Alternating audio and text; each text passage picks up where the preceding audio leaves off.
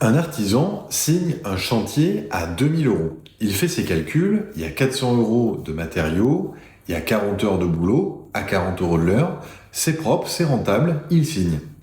6 mois plus tard, il commence le chantier. Et là, ça devient chaud. Les matériaux ont pris 25% entre-temps et ces 400 euros de marchandises sont passés à 500 euros. Il perd 100 euros avant même de poser le premier outil. Il travaille quand même, il avance, il fait le boulot, et en fin de chantier, le client remarque une erreur pas négociable. Il faut reprendre le travail. Résultat, au lieu de 400 euros de matériaux, il en rachète pour 1000 euros. Au lieu de 40 heures, il en fait 80. Son chantier à 2000 euros lui a coûté 4200 euros à produire. Il a perdu 2200 euros sur ce chantier. Et maintenant, écoute bien ce qui se passe. L'URSSAF arrive et elle s'en fout totalement de ce qu'il a vraiment gagné. Elle regarde une chose, son chiffre d'affaires. 2000 euros facturés, 21,2% de cotisation, 442 euros à payer.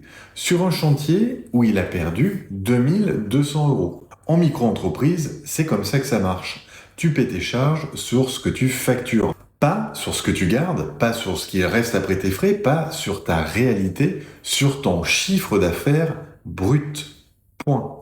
S'il avait été dans un autre régime, une structure où on taxe ce que tu gagnes vraiment, ces 2200 euros de perte auraient été pris en compte.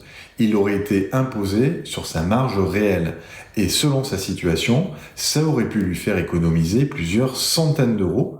Mais en micro-entreprise, cette logique n'existe pas. Et le pire dans tout ça, c'est que cet artisan, c'est pas une exception.